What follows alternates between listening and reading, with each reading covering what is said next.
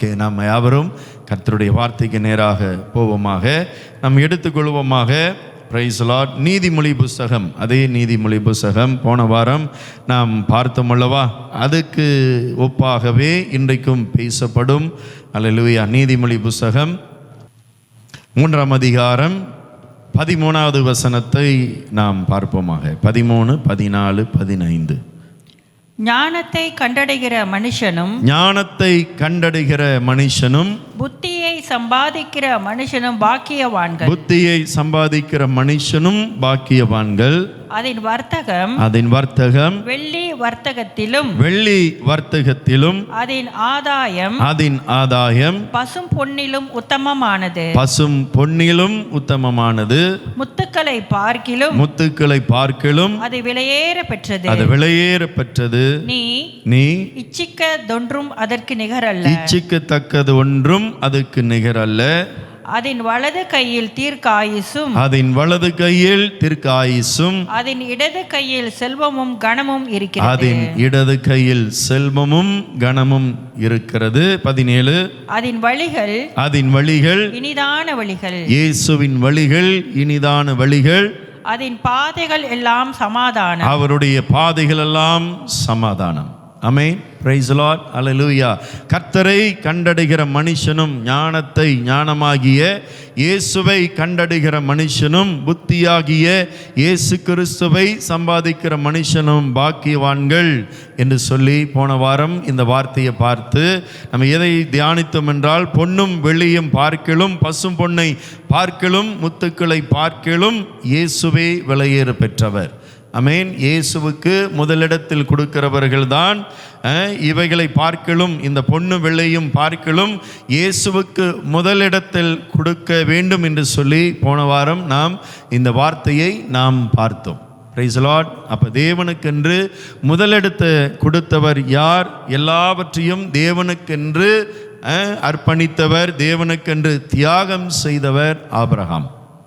ஆமென். அல்லேலூயா. Abraham சொந்த ஜனத்தை, பட்டணத்தை, தேசத்தை, உற்றார் உறவினர்களை, நண்பர்களை எல்லாவற்றையும் விட்டு, ஆபிரகாமே நான் சொல்லும் இடத்துக்கு, கானான் தேசத்துக்கு நீ புறப்பட்டு வா என்று சொல்லி ஆண்டவர் ஆபிரகாமை அழைத்தார். ஆமென். Praise the lord. போன வாரம் நாம் இந்த தேவனுடைய வார்த்தையை நாம் யாவரும் தியானித்தோம். ஆபிரகாம் எவ்வளவு அவர் தியாகம் செய்தார் என்று சொல்லி, அவர் பட்டணத்தை, அவர் வாழ்ந்த இடத்தை, நண்பர்களை, உற்றார் உறவினர்களை எல்லாரையும் அவர் என்ன செய்தார்? தியாகம் செய்து, பிறகு அவருக்கு முதல் மகனாகிய இஸ்மாவேலையும் அவர் விட வேண்டிய ஒரு சூழ்நிலையும் வந்தும் அவர் அதையும் தியாகம் செய்தார். 3வது காரியம், இஸ்மாவேலையும் அவர் என்ன செய்தார்? தேவனுக்கென்று பலி செலுத்தும்படியாக அதையும் தியாகம் செய்தார். அந்த தியாகத்தின் நிமித்தம் ஆண்டவர் அவரை, நான் உன்னை பலத்த ஜாதியாக்குவேன், நான் உன்னை உயர்த்துவேன், நன்மைகளாலே உன்னை ஆசீர்வதிப்பேன் என்று சொல்லி எல்லாவற்றிலும் காட்டிலும், ஆமென், ஆபிரகாம் தேவனுக்கு முதல் இடத்தை வைத்தார். ஆமென். Praise the lord. அப்ப இந்த ஆபிரகாமுக்கு இந்த மட்டும் காரியம் அவருக்கு இல்லை. ஆபிரகாமுக்கு இப்பேற்பட்ட நன்மையான காரியங்கள் அவருக்கு இதே போதாது. அப்படின்றால் இன்னும் அநேக நன்மைகள், ஆசீர்வாதங்கள் ஆபிரகாம் அவர் வைத்திருக்கிறார். ஆமென். Praise the Lord. அவர் நன்மையான, மகிமையான, கர்த்தருக்கென்று காரியங்கள், இன்னும் நிறைய காரியங்கள் அவர் செய்திருக்கிறார். ஆனாலும் இன்றைக்கு நாம் ஒரு சில காரியங்களை, ஆபிரகாமுடைய மகிமையான காரியத்தை இன்றைக்கு நாம் பார்க்க போகிறோம். Price the Lord. ஆபிரகாமை பற்றி 3 காரியங்களை போன வாரம் நம்ம பார்த்தோம், தியானித்தோம். அதனுடைய நன்மை என்ன என்று சொல்லி, எல்லாம் பசும் பொன்னை காட்டிலும் முத்துக்களை காட்டிலும் எல்லாம் இச்சிக்கத்தக்கதாக, அப்படி என்றால் பணம், வெள்ளி, சொத்துக்கள் எல்லாவற்றிலும் காட்டிலும் என் ஆண்டவரே முக்கியம் என்று சொல்லி ஆபிரகாம் எல்லாவற்றையும் புறப்பட்டு விட்டு வந்தவர். ஆமென். Praise the lord. அப்ப ஆபிரகாம் அது மட்டும்தான் அவர் செய்தாரா? ஆபிரகாமிடத்தில் என்ன இருக்கிறது? மகிமையான காரியம் என்ன இருக்கிறது என்று சொல்லி நாம் இன்றைக்கு தியானிக்க போகிறோம். ஆபிரகாம் எல்லாவற்றையும் விட்டு வந்தவுடனே அவர் என்ன செய்கிறார்? எல்லாவற்றையும் விட்டு வந்த பிறகு இப்போது அவர் என்ன செய்கிறார்? அடுத்தடுத்த காரியங்கள் அவர் என்ன செய்தார் என்று சொல்லி இன்றைக்கு நாம் தியானிக்க போகிறோம். ஆமென், பிரைஸ் தி லார்ட். அது நம்புகிறேன் இன்றைக்கு கர்த்தர் உங்களோடு பேசுவார், இடைப்படுவார் என்று சொல்லி நாம் எடுத்துக்கொள்வோம். ஆதியாகமம் புஸ்தகம், ஆதியாகமம் புக் ஆஃப் ஜெனசிஸ் சாப்டர் 12, 12ஆம் அதிகாரத்தை நாம் யாவரும் எடுத்துக்கொள்வோமாக. அதிகாரம் 7வது வசனத்தை நாம் படிப்போமாக. Chapter 12 verse 7.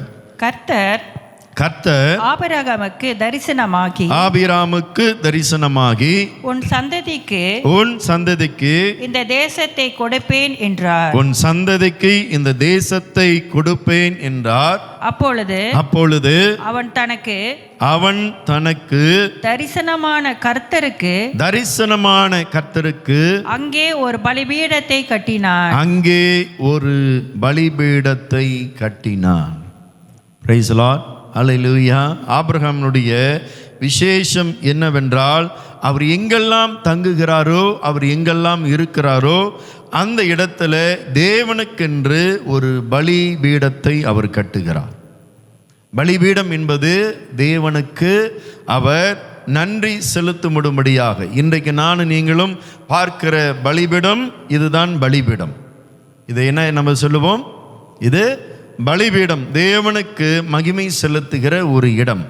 அன்றைக்கு பலிபீடம் என்பது ஒரு ஆட்டையாவது ஒரு மாட்டையாவது ஒரு புறாவையாவது அவர்கள் அதனுடைய உயிரை, அதனுடைய இரத்தத்தை ஆண்டவருக்கென்று அவர்கள் பலி செலுத்துவார்கள். அதனால தான் பலிபீடம். பலி செலுத்துகிற ஒரு தேவனுக்கு ஒரு ஸ்தலம் அல்லது தேவனுடைய ஒரு ஆண்டருடைய ஆலயம் என்று கூட அது சொல்லலாம். ஆமென், பிரைஸ் தி லார்ட். அவர் போகும் இடமெல்லாம் ஒரே இடத்துல அவர் இல்லை, போகும் இடமெல்லாம். இன்றைக்கு நமக்கு போகும் இடமெல்லாம் நமக்கு கட்டிடம் நிறைந்த, அழகான கற்கள் நிறைந்த, ஒரு பங்களூ நிறைந்த, ஒரு அபார்ட்மெண்ட் நிறைந்த, ஒரு ரெசிடென்ஸ் நிறைந்த, ஒரு டெரஸ் வீடு நிறைந்த நமக்கு இன்றைக்கு வீடு இருக்கிறது. ஆனால் ஆபிரகாம் அவர் போகும் இடமெல்லாம் அப்படியேப்பட்ட வீட்டுக்குள்ளாக அவர் இருக்கவில்லை. அவர் எப்படியாக இருந்தார்? தெண்டு போட்டுதான் அவர் தன் வாழ்க்கையை நடத்தி கொண்டே போனார். எப்படி போனார்?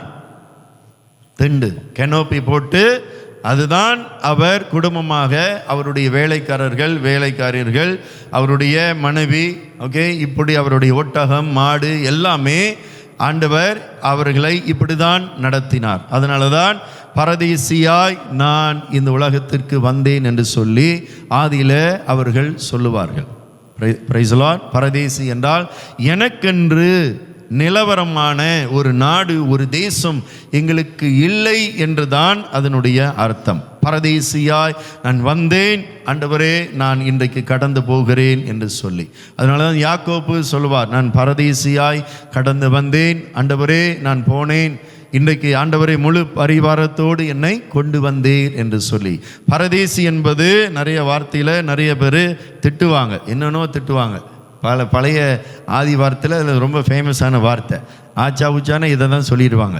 ஓகே, இது பைபிளில் இருக்குது. படிக்கும்போது நமக்கு இது என்னது நம்மளை திட்டுற மாதிரி இருக்குது. அப்படி அல்ல. பரதேசி என்பது அவர்களுக்கென்று இன்னும் கானான் தேசம் இன்னும் கொடுக்கப்படவில்லை. Price the Lord. அவர்களுக்கென்று ஒரு நிலவரமான ஒரு வீடு அல்லது ஒரு இடம், ஒரு சொத்து, அல்லது அவர்கள் அடிமைகளாக இருப்பார்கள் என்றால் இப்பேற்பட்ட வார்த்தைகளை அவர் பாய்ப்பார்கள். ஆனாலும் இந்த ஆபிரகாம் அவருக்கு ஒரு நிரந்தர ஒரு இடமில்லை, ஒரு அழகான ஒரு வீடு அவருக்கு இல்லை. நமக்கு போல இன்றைக்கு நமக்கு ஏக்கோன் இருக்குது, நமக்கு லைட் இருக்குது, ஃபேன் இருக்குது, வேற என்ன இருக்குது, கம்ப்யூட்டர் இருக்குது, லேப்டாப் இருக்குது, எல்லாம் இருக்கிறது. அன்றைக்கு ஆபிரகாமுக்கு என்ன இருந்தது? அவருக்கு முன்பாக ஒன்று மனைவி இருந்திருப்பார்கள், வேலைக்காரர் இருந்திருப்பார்கள், அவருக்கு முன்பாக ஆடு மாடு தான் இருந்திருக்கும். வேற என்ன இருந்திருக்கும்? வனாந்தரத்தில் வேற என்ன இருக்குமா? காத்தடிக்கிற வனாந்தரத்தை அவர் பார்த்திருப்பார். ஆனாலும் அவருக்குள்ளாக என்ன இருக்கிறது, என்ன வருகிறது? ஆண்டவர் என்னை அழைத்தார், அவர் எனக்குள்ளாக தரிசனமானார், அழைத்தவர் உண்மை உள்ளவர். இன்றைக்கு நான் ஆண்டவருக்கு ஆராதனை, நன்றி பலியை நான் செலுத்த வேண்டும். அதுக்கு அடையாளமாக தான் ஆபிரகாம் என்ன செய்கிறார்? கர்த்தருக்கு நான் நன்றி செலுத்துவேன் என்று சொல்லி அவருக்கு பலிபீடத்தை அவர் கட்டுகிறார்.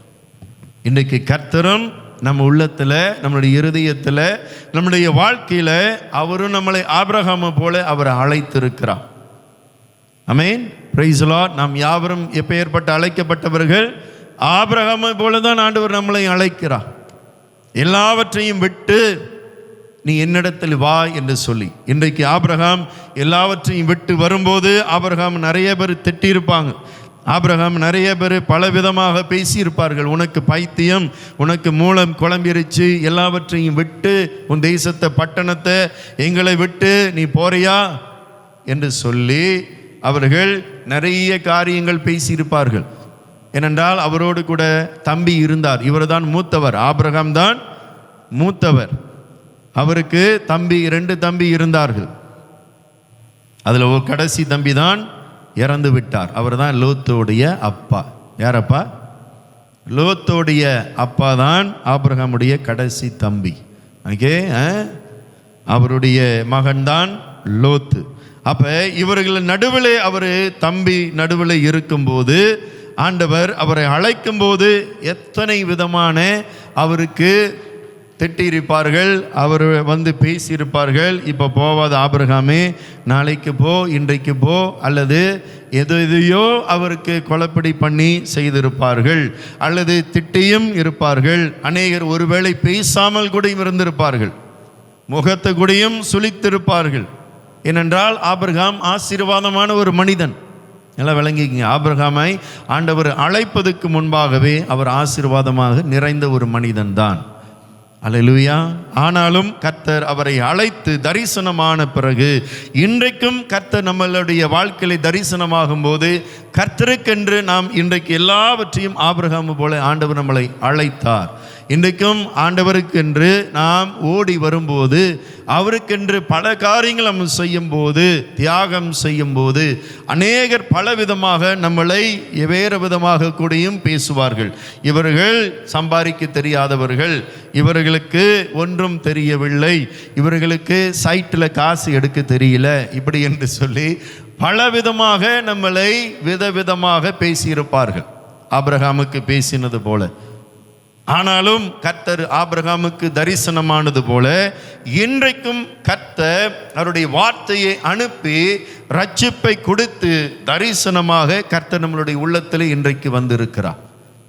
Price the Lord. தரிசனம் என்றால் ரட்சிப்புக்கு அடையாளம். ஆமென், பிரைஸ் தி லார்ட். இப்போ நான் ரட்சிக்கப்பட்டு கிட்டத்தட்ட 28 வருடத்துக்கு மேலாக ஆகிவிட்டது. அப்படி என்றால் இதுதான் கர்த்தர் எங்களுடைய வாழ்க்கையிலே தரிசனமானார். அப்ப இயேசு கிறிஸ்து நம்மளுடைய வாழ்க்கையிலே தரிசனமாக, இரட்சகராக, தெய்வமாக வந்த உடனே முதல் காரியம் என்ன செய்ய வேண்டும்? ஆபிரகாம் என்ன செய்கிறார்? தேவனை தேடுகிறார். தேவனை கண்டடைகிற மனுஷன் பாக்கியவான். தேவனை தேடுகிற மனுஷன் பாக்கியவான். அதிகாலையிலே என்னை தேடுகிறவன் என்னை கண்டடைகிறான். ஆமென், பிரைஸ் தி லார்ட். அப்ப தேவனுக்கு நான் நன்றி செலுத்துவேன். உன்னதத்தின் தேவன், பரலோகத்தின் தேவன், வானத்து பூமியும் படைத்த சர்வ வல்லமை உள்ள தேவன் எனக்குள்ளாக தரிசனமாய் இருக்கிறார். அநேகருக்கு கிடைக்காத இந்த நன்மைகள் இன்றைக்கு கர்த்தர் எனக்கு கொடுத்திருக்கிறார் என்று சொல்லி ஆபிரகாம் தேவனுக்கு ஒரு பலிபீடத்தை கட்டுகிறார். பலிபீடம் நிறைய காரியங்களையும் சொல்லும். தேவனோடு இடைப்பட, ஆண்டவருக்கு நன்றி செலுத்த. எத்தனை பேர் உங்களுடைய ரட்சிப்பை குறித்து இன்றைக்கும் ஒவ்வொரு நாளும் நன்றி செலுத்துறீங்க? முடிகிறதா? இயேசு கிறிஸ்து நம்மளுடைய வாழ்க்கையில் வந்தது தான் எல்லாவற்றிலும் காட்டிலும் அதுவே மகிமை நிறைந்துள்ளது. Price the Lord. அதுக்கு ஒப்பாக ஒன்றும் இல்லை. அதுக்கு ஒப்பாக, ரட்சிப்புக்கு ஒப்பாக எந்த காரியமும் நிற்க முடியாது. நல்ல ஞாபகம் வைத்துக்கொள்ளுங்க. அப்ப ஆண்டவர் எனக்குள்ளாக வந்து விட்டார், தரிசனமாக வந்து விட்டார். இன்றைக்கு ஆண்டவருக்கு என்று ஒரு பலிபீடத்தை கட்டி வைத்திருக்கிறோமா? நம்முடைய வாழ்க்கையிலே ஜெபம் ஒன்று இருக்கிறதா? நன்றி பலி என்று சொல்லி கர்த்தருக்கென்று இருக்கிறதா? இன்றைக்கு எத்தனை பேர் கர்த்தருக்கு நன்றி செலுத்துகிறோம்? நன்றி சொல்ல முடியுதா? அநேகருக்கு இந்த மகிமையான வாழ்க்கை கிடைக்கல. உங்களுக்கு தெரியுமா? அநேகருக்கு இந்த பாவங்கள் மன்னிக்கப்படவில்லை. கிறிஸ்துவை ஏற்றுக்கொண்ட உடனே நமக்கு அறிகிறது, என் பாவத்தை இயேசு மன்னிக்கிறார் என்று சொல்லி, அவர் எனக்காக மரித்தார் என்று சொல்லி, அவர் எனக்காக அடிக்கப்பட்டார், எனக்காக நொறுக்கப்பட்டார், எனக்காக முள்முடியை சுமந்தார், காயங்களை ஏற்றுக்கொண்டார், மரித்து 3ஆம் நாள் உயிரோடு இருக்கிறார் என்று சொல்லி எத்தனை பேர் இன்றைக்கும் ஒவ்வொரு நாளும் இந்த ஆபிரகாமை போல பலிபீடத்தை உங்களுடைய வாழ்க்கையிலே கட்டி வைத்திருக்கிறீர்கள்? பலிபீடம் உங்களுடைய உள்ளத்தில் இருக்கிறதா? வாரத்துக்கு ஒரு தடவை இங்கே வந்து பலி செலுத்தினால் போதுமா? அது ஆண்டவருக்கு போதுமானதா? ஒரு சாதாரண ஒரு பஸ்ஸில் ஏறும்போது ஒரு கதவுகள் ஒரு ஆள் திறந்து விட்டாலே என்ன சொல்லுவீங்க? தேங்க்ஸ் சொல்லிட்டு போவீங்க, நன்றி சொல்லுவீங்க. ஒரு ஆள் ஒரு சின்ன ஒரு உதவி செய்தாலும் 10 தடவை நன்றி மனிதனுக்கு சொல்லுகிறோம், நல்லதுதான். ஆனால் உங்களை தெரிந்து கொண்ட, உங்களை அழைத்து கொண்ட, உங்களுக்குள்ளாக தரிசனமான ஆபிரகாமை போல உங்களை அழைத்த தேவனுக்கு நன்றி செலுத்தும்படியாக உங்களுடைய உள்ளம் ஒவ்வொரு நாளும் இருக்கிறதா? இன்றைக்கு ஆராய்ந்து பார்க்க வேண்டும். நடந்து கொண்டு போய்கொண்டு, காடியில் போய்கொண்டு, வேலைக்கு போய்கொண்டு எல்லாம் முடித்து தேவனை சந்திக்க வரும்போது நம்முடைய உள்ளம், ஆண்டவரே இந்த நாள் முழுவதும் என்னை நடத்தினீங்க, என்னை சந்தித்தீங்க, என் தேவைகளை சந்தித்தீங்க, எங்களுடைய பிள்ளைகளை ஆண்டவரை நடத்தினீங்க, ஆசீர்வதித்தீங்க, நல்ல ஞானத்தை கொடுத்திருக்கிறீங்க, எங்களுடைய பிள்ளைகளெல்லாம் பாதுகாத்து வரீங்களே ஆண்டவரை என்று சொல்லி ஒவ்வொரு நாளும் முழு இருதயத்தோடு, முழு பலத்தோடு, சந்தேகம் இல்லாமல், கடமைக்கு நன்றி சொல்லாமல் உண்மையாக ஒவ்வொரு நாளும் நன்றி சொல்லுகிற பிள்ளைகளாக இருக்கிறோமா? இன்றைக்கு நம்மளை நாமளே கேட்க வேண்டும். இது மிக மிக முக்கியமான ஒரு காரியம். போகும் இடமெல்லாம் அவர் எங்கெல்லாம் இருக்கிறாரோ, எங்கெல்லாம் ஆண்டவர் அவரை தெண்டெடுத்துட்டு கிளம்பிட்டு நடக்க சொல்லுகிறாரோ, போகும் இடமெல்லாம் ஆபிரகாம் அவர் தெண்டு போட்ட உடனே தேவனுக்கென்று பலிபீடத்தை அவர் கட்டுவார். 13ஆம் அதிகாரம் படிப்போமா? ஆதியாகமம் 13ஆம் அதிகாரம் 4வது வசனத்தை படிப்போமா?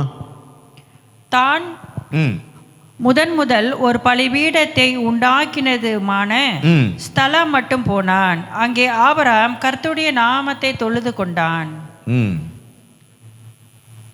பிரைஸ் லார்ட், ஹல்லேலூயா. போகிற இடமெல்லாம் கர்த்தருடைய நாமத்தை அவர் தொழுது கொள்ளுகிறார், அவர் ஆராதிக்கிறார். பிரைஸ் லார்ட், ஹல்லேலூயா. போகும் இடமெல்லாம். அப்படி என்றால் அழைத்த தேவன், அவருக்கு நான் என்றென்றும் நன்றி செலுத்துவேன். இன்றைக்கு நிறைய பேர் ஆண்டவர் அழைத்ததை மறந்து இருக்கிறார்கள், தெரியுமா? நிறைய பேர் ஆண்டவர் நம்மளுடைய வாழ்க்கையை அழைப்பை மறந்து அதை ஒரு நொடி பொழுதுல கூடியும் சில பிரச்சனைகளோ சில காரியங்களோ வரும்போது அவர் செய்த நன்மைகளை இன்றைக்கு அநேகர் மறக்கிறார்கள். ஒரு சின்ன ஒரு பிரச்சனை வந்தாலும் இந்த ரட்சிப்பை அநேகர் மறக்கிறார்கள். சுத்தி வளைச்சி நம்ம எதை மேன்மைப்படுத்த வேண்டும் உங்களுக்கு தெரியுமா? எத்தனை பிரச்சனைகள் வந்தாலும் பிரச்சனையை நாம் பார்க்காமல் ரட்சிப்பை குறித்து மேன்மை பாராட்ட வேண்டும். மேன்மை பாராட்டுகிறோமா? மேன்மையாக வைக்கிறோமா? இந்த ரட்சிப்பை மறந்து விடுகிறோமா? மேன்மையாக இந்த ரட்சிப்பை முதலிடத்திலே நானும் நீங்களும் இன்றைக்கு வைப்போம் என்றால் மறவாமல் அவரை நினைப்போம். பாட்டு பாடணும்ல, மறவாமல் உம்மை நினைத்தேன் ஐயா, மனதார உமக்கு நான் நன்றி செலுத்துவேன். எத்தனை அழகான ஒரு பாடல். மறக்கிறோமா நன்றி செலுத்த? நிறைய பேருடைய ஜெபம் இன்றைக்கு எப்படி தெரியுமா இருக்கிறது?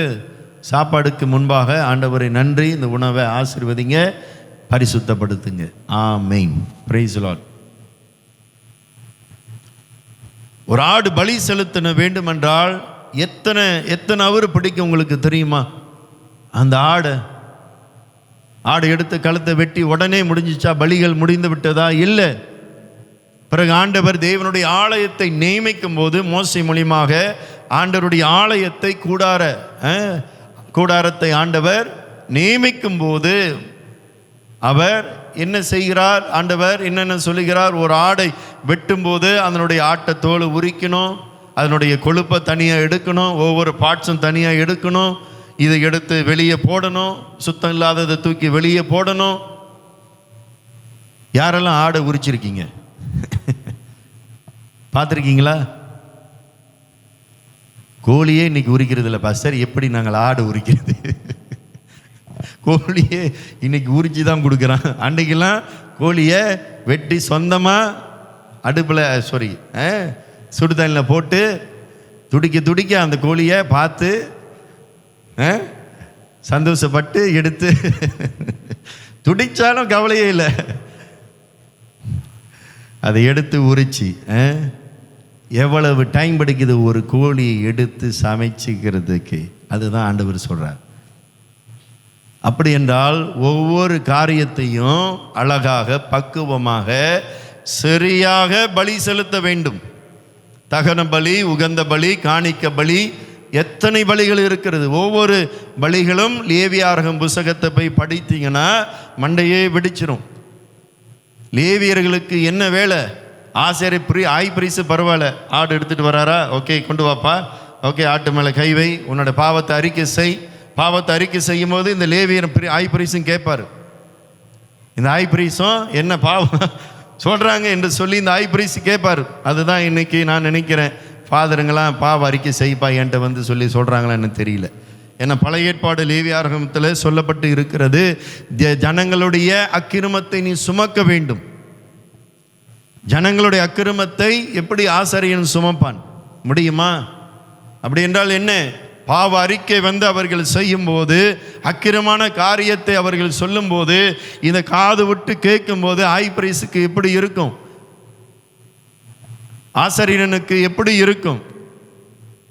அக்கிரமத்தெல்லாம் கேட்கிறார்கள், அக்கிரமத்தை அவர்கள் சுமக்கிற ஒரு காரியம். இன்றைக்கு ஹை பிரைஸ் ஆகி இயேசு கிறிஸ்து நம்மளுடைய அக்கிரமத்தை அவர் சுமந்தார். அவர்கள் சுமக்க முடியாது, ஆனால் இயேசு சுமப்பார். அப்போ ஒரு ஆட்டை அவர்கள் எடுத்து வரும்போது ஹை பிரைஸ் இப்படி கைகள் வைத்து எல்லாம் முடித்து அவர்கள் என்ன செய்வார்கள்? பலி செலுத்த வேண்டியதை பலி செலுத்தின பிறகு அவர்களுடைய அசிஸ்டண்ட்டை கொடுத்துருவாங்க. எல்லாம் லேவியர்கள் தான் செய்ய முடியும். அவர்கள் எல்லாத்தையும் எடுத்து ஆடு தோலை உரித்து பாட்பாட்டாக எடுத்து, கொழுப்பு தனியாக எடுத்து, அந்த என்னுடைய தொடை துண்டை தனியாக எடுத்து, ஒவ்வொரு பாட்ஸாக தனியாக எடுத்து வரும்போது எந்த நேரமும் ரத்தமும் இறைச்சியும் பார்க்க ராத்திரி காலையிலிருந்து மத்தியானம் வரைக்கும் எப்படி இருக்கும் நினைக்கிறீங்க? எப்படி இருக்கும்? 10 ஆடு ஒரு 10 பேர் சேர்ந்து உரிச்சா எப்படி இருக்கும்? ஆடு சும்மா விடுமா? இல்லை மாடு கொண்டு வந்தால் மாடு என்ன எட்டி உதைக்கும், அது என்ன கட்டணும் கயிறில். உங்களுக்கு தெரியுமா? நிறைய பேர் பார்த்துருப்போம்ல குர்பானுக்கு, அவனை எத்தனை பேர் வாட்ஸ்அப்பில் பார்த்துருப்போம். நானே யோசிப்பேன், எப்படி தான் தவற விடுறாங்களோ அப்படின்ற. அதேமாதிரி எத்தனை பேர் அடி வாங்கினாங்க தெரியாது, எத்தனை பேர் லேவியர்கள் அடி வாங்கியிருப்பாங்க என்று தெரியாது. எவ்வளவு காரியங்கள். இதுதான் பலி செலுத்தின ஆதியில். அதையெல்லாம் சலித்துக்கிட்டு செய்திருப்பார்களா? இல்லை. தேவனுக்கென்று முழு இருதயத்தோடு முழு பலத்தோடு. சட்டைகளெல்லாம் ரத்தமாக தான் இருக்கும், இந்த சட்டைகளெல்லாம் இரத்தத்தோடு தான் இருக்கும். ஆனால் ஆண்டவருக்கென்று அவர்கள் வேலை செய்து, இது கர்த்தருக்கு தகன பலி, உகந்த பலி, காணிக்க பலி, நன்றி பலி என்று சொல்லி அவர்கள் தேவனுக்காக அவர்கள் செய்வார்கள். ஆபிரகாம் பலிபீடத்தை எப்படி கட்டியிருப்பார்? சொந்தமாக ஒரு கல் அளவில் ஒரு கல் அவ்வளோ ஒசரமாக வைத்து ஆடுகள் மேலே வைத்து வெட்டுகிற அளவுக்கு சொந்தமாக அவர் கட்டியிருப்பார். எவ்வளோ வேலை பிடிக்கும். ஒரு ஆடை எடுத்துட்டு வந்து அதை கட்டி அதை உரித்து எல்லாவற்றையும் செய்வதற்கு எவ்வளோ நேரம் பிடிக்கும்? குறைஞ்சது 1.5 மணி நேரம் 2 மணி நேரமாவது ஆகும் ஒரு ஆள் செய்தான். இன்றைக்கு 1 நிமிடம் தான் ஆண்டவருக்கு நன்றி செலுத்துகிறோம். 1 மணி நேரம் 2 மணி நேரம் ஆண்டவருக்கு நன்றி செலுத்துகிற உள்ளம் வருகிறதா? சில பேர் கடமைக்காக சொல்வார்கள், நன்றி ஆண்டவரே, நன்றி ஆண்டவரே, நன்றி ஆண்டவர். ஆண்டவர் பார்ப்பார், எதுக்கு நன்றி, என்னத்துக்கு நன்றி?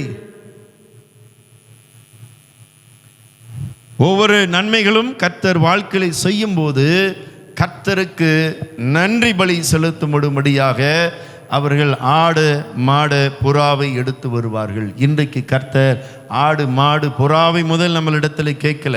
இந்த நாவில் இருந்து முழு இருதயத்தோடு நன்றிகள் வர வேண்டும். இதுதான் கர்த்தர் இந்த கடைசி காலத்தில் எதிர்பார்க்கிறார். காரணம் என்ன? நன்றியுள்ளவர்கள் கடைசி வரைக்கும் கர்த்தரை ஆராதிப்பார்கள். எந்த பிரச்சனை வந்தாலும், எந்த நம்மளுக்கு உபத்திரம் வந்தாலும், கடைசி காலத்தின் பிரச்சனைகளே வந்தாலும் சரி, சபைகளுக்குள்ளாக பிரச்சனைகள் வந்தாலும் சரி, கர்த்தரை மறக்கவே மாட்டார்கள். ரொம்ப முக்கியம். ஆதி திருச்சபையில் எவ்வளவு பெற்ற பிரச்சனை வந்தது. முதல் பிரச்சனை சவுல் மூலியமா வந்தது. சவுல் தான், பிறகு பவுல். இந்த பவுல் என்ன செய்கிறார்? ஸ்தேவனை அடிக்கும்படியாக, கல்லடித்து சாக அடிக்கும்படியாக அனுமதி கொடுக்கிறார். ஸ்தேவன் மரிக்கிறார். கல்லாலே அடித்து சாகடிக்கிறார்கள். சபைகளுக்கு பெரிய உபத்திரமும் உண்டானது. சபைகள் எல்லாரையும் பிடித்து இயேசு ஆண்டவர் என்று சொல்லி, கிறிஸ்து என்று சொல்லி சொல்லக்கூடாது என்று சொல்லி உபத்திரவம் பட்டு செய்திருக்கிறார்கள். எடுத்து எல்லாரையும் ஜெயிலில் பிடித்து பவுல் போட்டார். இந்த சவுல் தான் பவுல். இந்த பவுல் தான் இந்த லெட்டரெல்லாம் பிறகு ரட்சிக்கப்பட்டு எழுதினவர். ஆனால் அவர் மூலியமாக சபைக்கு பெரிய உபத்திரவம். ஆனாலும் எல்லாரும் உபத்திரவும் நடுவிலும் அநேகர் ஜெருசலேமில் இருந்து நிறைய மிடில் ஈஸ்ட் தேசத்துக்கு போனார்கள். பக்கத்தில் சிரியா, பிலிப்பு, ஸோ பக்கத்தில் ஊரில் சமாரியா, அதுக்கடுத்தது துருக்கி, இன்றைக்கு சொல்லப்படுகிற துருக்கி நாடு. இப்படி பல தேசத்துக்கு அவர்கள் புறப்பட்டு போய் சும்மா இருந்தார்களா? ஆண்டவர் தன் வாழ்க்கையை செய்த நன்மைகளை எல்லாருக்கும் சொன்னார்கள். காரணம் என்ன? ஆண்டவருக்கு அவர்கள் நன்றியுள்ளவர்களாகவே இருந்தார்கள். இன்றைக்கு கர்த்தரை ரட்சிப்பு கொடுத்ததை, தரிசனமானதை, அவர் அழைத்ததை ஒவ்வொரு நாளும் மறவாமல் கர்த்தரிடத்தில் எடுத்த உடனே நீங்கள் சொல்ல வேண்டும், ஆண்டவரே நீர் என் வாழ்க்கையில் வந்தது, என்னை ரட்சித்து கொண்டது, தரிசனமானது ஆண்டவரே, அதற்காக நான் முழு இருதயத்தோடு நன்றி செலுத்துகிறேன். முழு இருதயத்தோடு ஒவ்வொரு நாளும் உங்களுடைய ஜபங்களில் இதை முதலில் நினைவு கூற வேண்டும். கர்த்தர் செய்ததை நான் நன்றி செலுத்துவேன் என்று சொல்லி. எப்பேற்பட்ட சபைக்குள்ளாக உபத்திரங்கள் வந்தாலும் உங்களை யாரும் அசைக்க முடியாது. காரணம் என்ன? உங்களுடைய முதல் ஜெபமே அவர் என் வாழ்க்கையில் வந்து ரட்சிப்புக்காக நன்றி. ஒவ்வொரு நாளும் அறிக்கை செய்ய வேண்டும். ஒவ்வொரு நாளும் அதுக்கு தான் முதலிடத்தில் நன்றி செலுத்த வேண்டும். பிறகுதான் பிள்ளைகள், மனைவி, வேலையிடம், தேவனுடைய ஆசீர்வாதம், பிறகு அடுத்தடுத்த காரியங்களுக்கு நாம் நன்றி செலுத்த வேண்டும். ரட்சிப்புக்கு அடுத்ததுதான் மற்றவைகள் எல்லாமே. அப்ப ஆபிரகாமுக்கு ஆண்டவர் வாழ்க்கையில வந்த உடனே ஆபிரகாம் கர்த்தருக்கென்று ஒரு பலிபீடத்தை அவர் கட்டுகிறார். ஆமென். இன்றைக்கு நம்முடைய உள்ளம்தான் பலிபீடம். நம்ம தான் ஜீவ பலியாக இருக்கிறோம், வேதம் சொல்லுகிறது. Price the Lord. ஜீவ பலியாக. அன்றைக்கு ஆடு எடுத்து அடிக்க வேண்டும், இன்றைக்கு ஆடு அடிக்க வேண்டாம். நீங்க தான் உயிர் உள்ள பலியாக இருக்கிறீர்கள். அதுதான் ஜீவ பலி. உயிருள்ள பலி நாம் தான். இந்த பலி எங்கேருந்து வர வேண்டும்? நாவிலிருந்து புறப்பட்டு வர வேண்டும். இன்னைக்கு நாவை சத்தத்தோடு திறக்க வேண்டும். சத்தத்தோடு திறக்க வேண்டும். வெட்கப்பட்டு ஜெபிக்க கூடாது. இன்னைக்கு நிறைய பேர் வெட்கப்பட்டு ஜெபிக்கிறார்கள். வெட்கம் இருக்கிறதா? ஐயோ பக்கத்தில் உள்ளவர்கள், ஐயோ இங்கிட்டு உள்ளவர்கள், ஐயோ அங்கிட்டு உள்ளவர்கள் கூடி ஒரே சகோதரர்களாக சகோதரிகளாக ஒரே குடும்பமாக கூடி வருகிற இடத்துல நமக்கு என்ன வெட்கம்? அப்படி என்றால் ரட்சிப்பை குறித்து உங்களுக்கு மேன்மை இல்லை. அதுதான் உண்மை, தெரியுமா? ரட்சிப்பை குறித்து மேன்மை பாராட்டுவீர்கள் என்றால் இயேசுவே ஆண்டவர், அவர் வந்தது எத்தனை மேன்மை. அவர்களிடத்திலிருந்து இந்த நாவிலிருந்து பலத்த சத்தம் வரும், ஆண்டவரே நன்றி, ஏசப்பா நன்றி. யாரையும் பார்க்க மாட்டீங்க. இருக்கிறீங்களா? வெட்கப்பட்டு துதிக்கிறீங்களா? வெட்கப்பட்டு நன்றி செலுத்துறீங்களா? அதுதான் நிறைய பேட்ட நான் சொல்லியிருக்கிறேன். வீட்டிலெல்லாம் அப்படியே பலத்த குரல், 10 வீட்டுக்கு கேட்கும் சத்தம், சபைக்கு வந்தால் கேட்க மாட்டுது. காரணம் என்ன? யாரு குறித்து வெட்கம்? கர்த்தரை குறித்து வெட்கமா? நீ என்னை குறித்து வெட்கப்பட்டால் நான் வரும்போது உன்னை குறித்து வெட்கப்படுவேன். இருக்கா வசனம்? அப்படி என்றால் என்ன? ஆண்டவருக்கு நன்றி செலுத்துறது கூட வெட்கம். இந்த நாவு திறக்காது, இந்த நாவு சொல்லாது. ஒரு சிலர் அப்படி கேட்பீங்க, நான் இப்படி சொன்னாதான் ஆண்டவர் கேட்பாரா? ஆமாம், அதுதான் உண்மை, அதுதான் உண்மை. இன்றைக்கு நம்ம போய் கீழே போய் நின்றுக்கிட்டு நடு ரோட்டில் போய் நின்றுக்கிட்டு அதில் முடியாது. அங்கே போய் நம்ம சத்தமாக ஆண்டவரே நன்றி, அப்படி அல்ல. நம்ம இருக்கிற இஸ்லாம் தேசம், இயேசு கிறிஸ்து காலத்தில் அவர் எழுந்தது முழுக்க முழுக்க யூதர்கள்.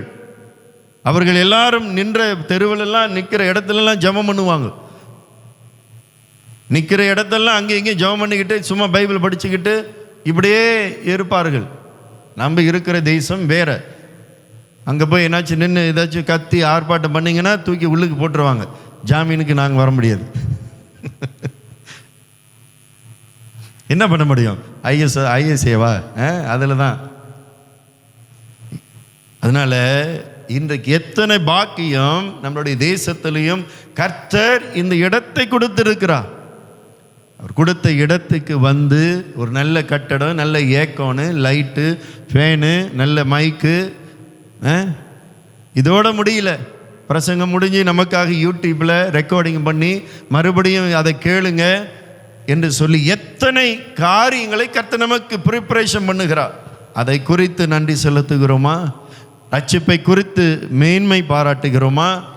அல்லது இயேசு கிறிஸ்துவுக்கு நாவை துறந்து நன்றி செலுத்த, துதிக்க, முழு இருதயத்தோடு ஆராதிக்க, பாட்டை பாட நமக்கு உள்ளம் வருகிறதா?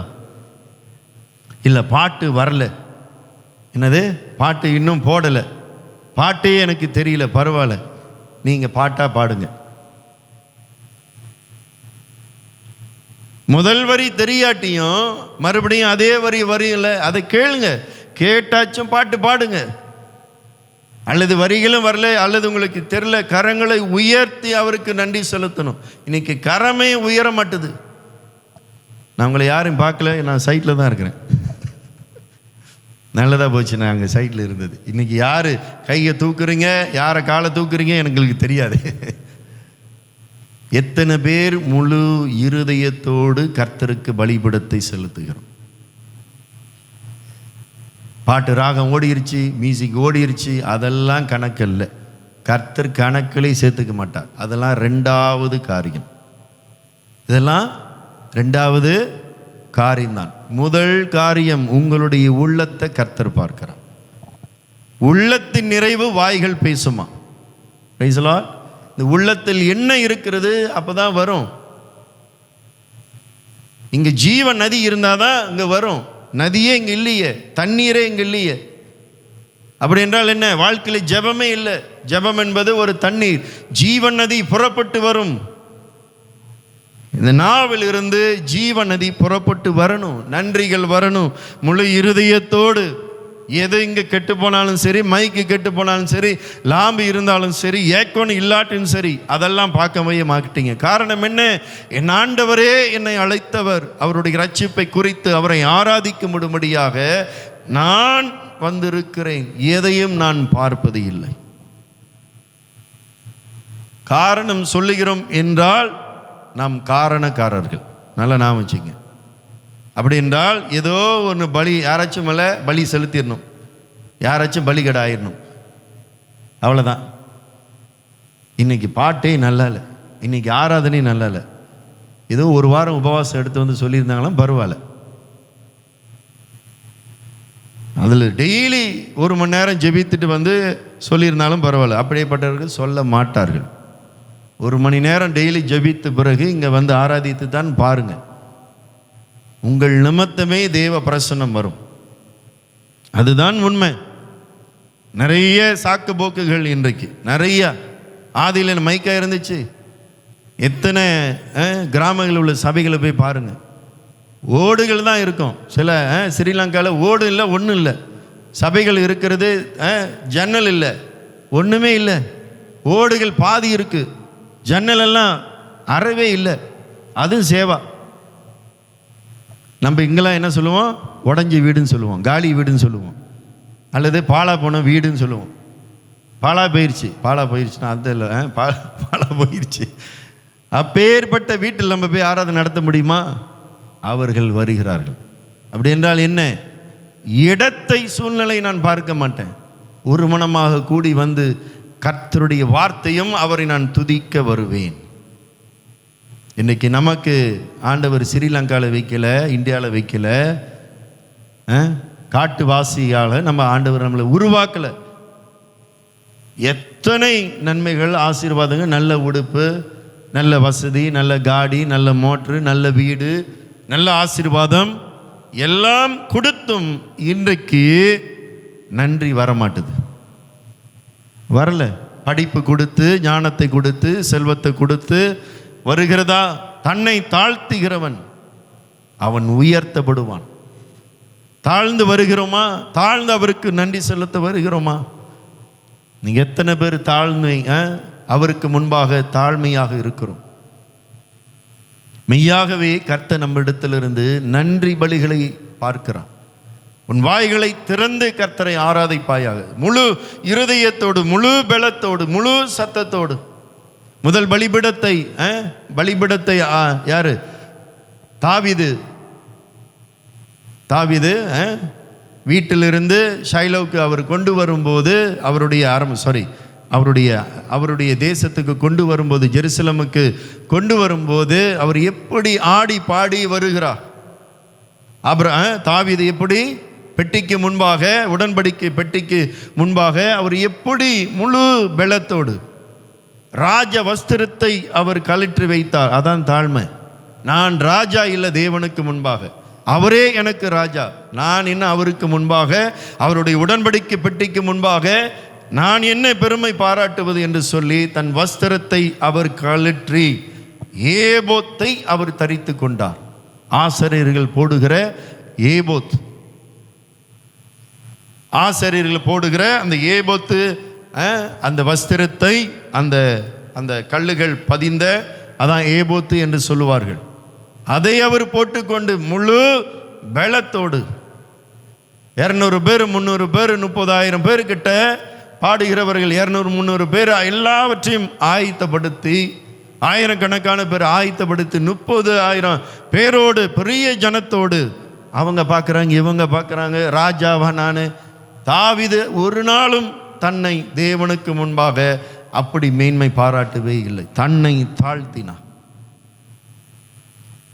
அவர் ஆடி பாடி தேவனுக்கு முன்பாக வந்தார், முழு பலத்தோடு வந்தார். அதுதான் வேதம் சொல்லுகிறது, தேவனுக்கு முன்பாக நான் முழு பலத்தோடு நான் ஆடி வருவேன் என்று சொல்லி.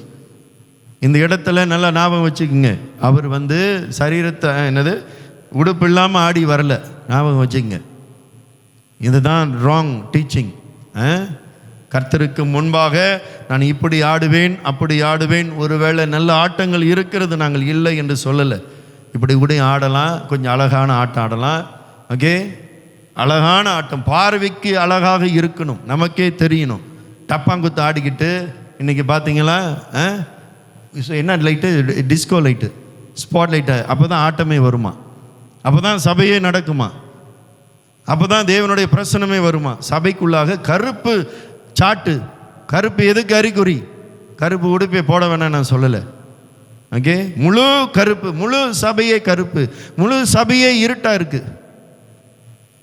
இருள் யாருக்கு அறிகுறி? பிசாசுக்கு அறிகுறி. அநேகர் இப்படிதான், நான் ஆட்டம் ஆடணும், யூத்துக்காக சபையோடைய மகிமையே இழந்து போயிருச்சு. என்னத்தை வேதத்தை படித்தார்கள், என்ன பைபிள் ஸ்கூல் தான் படித்துட்டு வந்தார்கள். இதுதான் சொல்லணும். யூடியூப்பில் கேட்குறாங்க, கேட்கட்டும், பரவாயில்ல. சரியா படித்துட்டு வந்தால் நடக்குமா? ஒரு காலத்தில் எல்லாரும் கேத்தலிக்கு சபையும், மெத்ரி சபையும், லூதரன் சபையும், எங்களிக்கன் சபையும் குற்றம் சாட்டினார்கள், இவர்களாம் பாரம்பரிய சபைகள் என்று சொல்லி. இன்றைக்கு அவர்கள் அப்படியே டிசிப்ளினோடு நிற்கிறாங்க, பாராட்டணும். சில காரியங்கள் பரவாயில்ல, டிசிப்ளினோடு நிற்கிறாங்க. இன்றைக்கு சபைக்குள்ளாக டிசிப்ளின் இல்லை, டிஸ்கோ லைட்டு, கலர் லைட்டு, அதுதான் ஆண்டவர் வருவார். போட்டால் தான் ஆட்டமே வரும், போட்டால் தான் துதியே வரும். இங்கே போடணும் ட்ராமு, டப்பாங்குத்து போட்டால் தான் வரும், ஆராதிக்க முடியும். என்ன சபை நடக்கிறது? பத்தாவதுக்கு புகை வரட்டும். தேவ பிரசன்னமா அவர் மேகஸ்தம்பமாக இறங்கி வந்தார். அது மேகமா, அதை பார்த்த உடனே உள்ளம் கதி கலங்குது, உள்ளம் துள்ளுகிறது, கொதித்து எழுங்குகிறது, கொதிக்கப்படுகிறது. தேவ வார்த்தையை கேட்டு உள்ளம் கொதிக்கல, அக்கினி கொதிக்கல, புகை வந்த உடனே தேவ பிரசனம் கொதிக்க விடுகிறது. என்னப்பா, யாரை ஏமாத்துறீங்க? எந்த ஆராதனையை வைத்து தேவனையே மயக்க பார்க்கிறோம்? இன்னைக்கு மயங்கிறவர் அவரு. மனிதன் மயங்கலாம், கர்த்தரை மயக்க முடியுமா? அவருக்கு தெரியாத ஒவ்வொரு உள்ளத்திலையும் செய்யப்படுகிற காரியங்கள் எல்லாவற்றுக்கும் கர்த்தர் பார்த்து அமைதியாக இருக்கிறார், சகித்து கொண்டு இருக்கிறார். ஒரு காலத்தில் ஆவிக்குரிய சபைகள் பாரம்பரிய சபைகளை பார்த்து குற்றம் சாட்டினார்கள். இன்றைக்கு பாரம்பரிய சபைக்கு எல்லாரும் போயிடுவாங்க போல, போய் வேறு வழியில் போய் தான் ஆகணும். இங்கே டிசிப்ளின் இல்லைன்னா, எங்கே டிசிப்ளின் இருக்கிறதோ அங்கே தான் போவார்கள். பாராட்டணும் அவர்கள். இன்றைக்கு அன்றைக்கெல்லாம் டிசிப்ளினாக இருந்தது, இன்றைக்கு நாம் பாராட்டணும். மெயின்லைன் ஜெயிச்சா நம்ம பாராட்டணும். உண்மையிலேயே சொல்கிறேன், டிசிப்ளினாக இருந்து தான் ஆகணும் போல. இதெல்லாம் வந்துடும் சொல்லி அப்பயே போட்டுட்டாங்க போல. இன்றைக்கு எல்லாம் கிருபை கிருபை என்று சொல்லி தேவனுக்கு சரியான பலிகளை செலுத்தலை, சரியான பலிகளை செலுத்தலை. கேட்டால் சொல்லுவாங்க, இது போட்டால் பாவமா, இது போட்டால் தவறா? உங்கள் வீட்டில் டிவி இருக்குது, உங்கள் வீட்டில் கலர் என்னது, கலர் லைட் இருக்குது, சபையில் கலர் லைட் இருக்கக்கூடாதா? நல்லா ஞாபகம் வச்சுங்க. வீட்டில் படம் பார்க்குறீங்க, வீட்டில் சினிமா பாட்டு கேட்குறீங்க, சபைக்குள்ளே சினிமா பாட்டு பாடக்கூடாதா அப்படி என்று சொல்லி இடையில ஒரு பெரிய தகராறு கேள்விப்பட்டிருப்பீங்க. ஜனம் பாவம் செய்தாலும், நல்லா வச்சுங்க, யூத ஜனம் பாவம் செய்தும் அவருடைய தேவனுடைய ஆலயம் பரிசுத்தமாக தான் இருந்தது. உண்மையா? அவர்கள் பாவம் செய்கிறார்கள் என்று சொல்லி தேவனுடைய பலிபீடம், தேவனுடைய ஸ்தலம், தேவனுடைய ஆலயம் மாறப்படவே இல்லை. ஜனம் பாவம் செய்யும், பல காரியங்களை செய்வார்கள். அதை எடுத்து கொண்டு சபைக்குள்ளாக ஆண்டவர் கொண்டு வரல. பழைய ஏற்பாடிலும் சரி, புதிய ஏற்பாடிலும் சரி. அன்றைக்கு என்ன சொல்லுகிறார்கள்? நீங்கள் தான் தேவனுடைய ஆலயம், நீங்கள் தான் தேவனுடைய ஆலயம், இந்த ஆலயத்தை வெளியே நீ இப்படி பண்ணுகிற என்று சொல்லி. உண்மைதான், அப்படி செய்யக்கூடாது தான், ஆனாலும் ஒரு சிலர் செய்கிறார்கள். அப்போ அதனால உள்ளுக்கும் அப்படி செய்யப்பட வேண்டுமா? உள்ளுக்கும் சினிமா பாட்டு பாட வேண்டுமா? உள்ளுக்கும் கலருடைய லைட்டு போடலாமா? போட்டாதான் வருமா? உண்மைதான், நல்லது தான், அழகுக்கு போட்டால் பரவாயில்ல. கலரு லைட்டு போட்டு அப்படி இருந்துச்சா, ஒரு இடத்துல இருந்தால் பரவாயில்ல, ஒரே இடத்துல கலர் லைட்டு இருந்தால் பரவாயில்ல. அது சுற்றுது, ஆடுது, டிஸ்கோ லைட்டு போடுது, புகை வருது. என்ன இது? கலர் லைட்டெல்லாம் அடைச்சிடுறாங்க, லைட்டெல்லாம் அடைச்சி இருட்டில் ஆராதிக்கிறாங்க. இது என்ன கேஃபேவா? இருட்டில் உட்காந்து சாப்பிட்ற மாதிரி. என்ன சாப்பிட்றாங்க கூட தெரியாது. இன்னைக்கு இருட்டில் உட்காந்து சாப்பிட்டா தான் இன்னைக்கு சாப்பிட்ட மாதிரியே இருக்குது. இருளை மனிதன் விரும்புகிறான். வெளிச்சத்தை யார் விரும்புகிறது? எப்போதும் வெளிச்சமாக இருக்குது, கொஞ்சம் இருளை கொண்டு வருவோம், கொஞ்சம் இருட்டாக்கும், இன்னும் கொஞ்சம் இருட்டாக்கும், சுத்தமாக இல்லாமல் போயிடுச்சு. வாழ்க்கை இருள் தான். இந்த வேதம் சொந்தமாக நிற்கும். ஆண்டவருடைய வல்லமை நிற்கும். அவருடைய வல்லமைக்கு கலர் லைட்லாம் போட்டு அவர் மயங்குகிற தேவன் அல்ல. முழுக்க முழுக்க மனிதனுடைய அறிவு, ஞானம், புத்தி செயல்படுகிறது சபைக்குள்ளாக. இது நிமித்தம் கர்த்தர் வருத்தப்படுவார். இன்றைக்கு நாம் அப்படி செய்யக்கூடாது. இது பரிசுத்தமான இடம். அவர் பரிசுத்த, நீர் பரிசுத்தமாக இருக்கணும். இந்த வார்த்தையெல்லாம் சபைகள் மறந்து விட்டது. இன்றைக்கு ஆவிக்குரிய சபை மறந்து விட்டது, மறந்தே போய்விட்டது. மலேசியாவில் இப்படி நடக்குது, வெளியூரில் இப்படி நடக்குது, இந்தியாவிலும் இப்படி நடக்கிறது. தடுத்து நிறுத்த யாரும் இல்லை என்று சொல்லி, அதுதான் இயேசு சொன்னார் போல, ஒருவன் எடுத்துக்கொள்ளப்படுவான், ஒருவன் கைவிடப்படுவான். கடைசி காலம், உண்மையிலே நம்ம கடைசி காலத்தில் நிற்கிறோம்.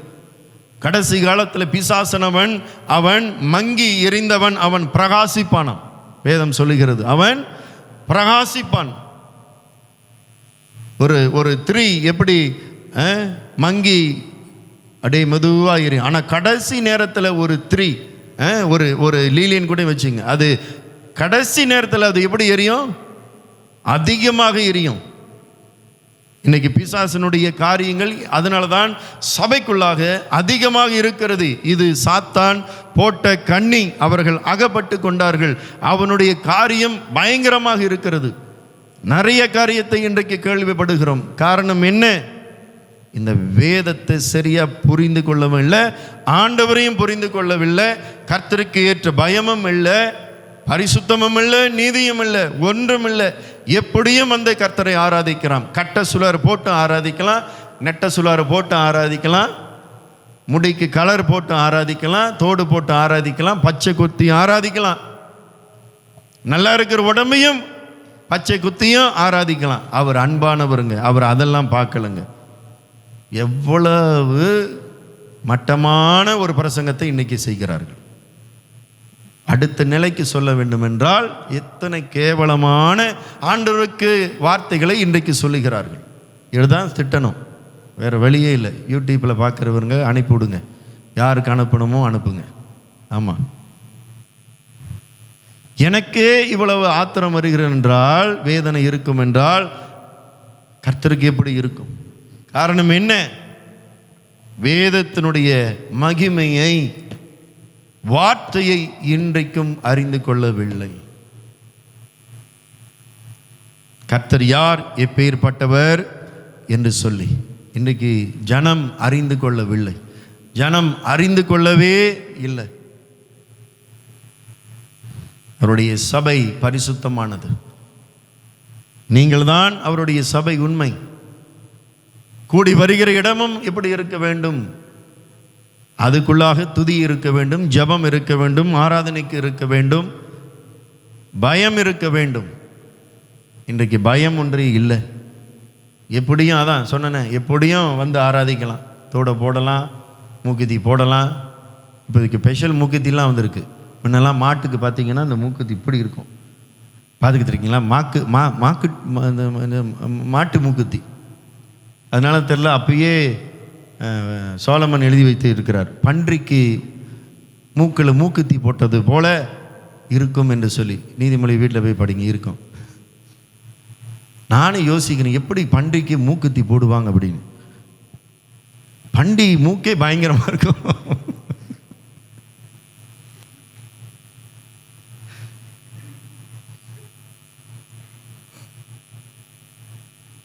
என்ன மூக்குத்தின்னு நானும் ஆராய முடியல. யாராச்சும் ஆராய்ந்தீங்களா? பாருங்க, அதுவும் பெண்ணு பற்றி தான் சொல்லும். அப்படி என்றால் என்ன?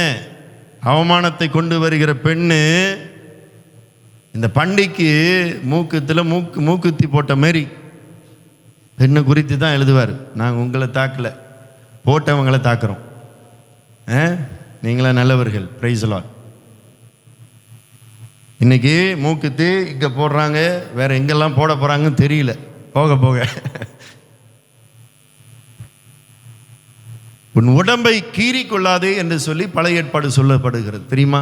உன் உடம்பை கீறிக்கொள்ளாத, உன் உடம்பை குத்தி கொள்ளாத. அதுதான் பச்சை. நீங்கள் ரட்சிக்கப்படாத முன்னுக்கு, இயேசுவை ஏற்றுக்கொள்ளாத முன்னுக்கு நீங்கள் ஒருவேளை பச்சை குத்தி இருந்து நீங்கள் ரட்சிக்கப்பட்டு வந்தீர்கள் என்றால் பரவாயில்ல. இன்றைக்கு அந்த பச்சையை அழிப்பதுக்கு மிஷன் இருக்கிறது. ஆனால் அது கொஞ்சம் விலை, பரவாயில்ல, அது பரவாயில்ல. இன்றைக்கு இயேசு ஏற்றுக்கொண்ட பிறகு போய் இயேசு பேரை குத்துறது, அல்லது சிலுவையை குத்துறது, அல்லது வேற என்னது, ஏதோ ஒரு பேர் நம்மளுக்கே தெரியாது, என்ன குத்துவாங்கன்னு, என்ன பேருனே தெரியாது, என்ன வார்த்தைகளையும் தெரியாது, ஏதோ ஒன்று குத்தி வச்சிருப்பாங்க.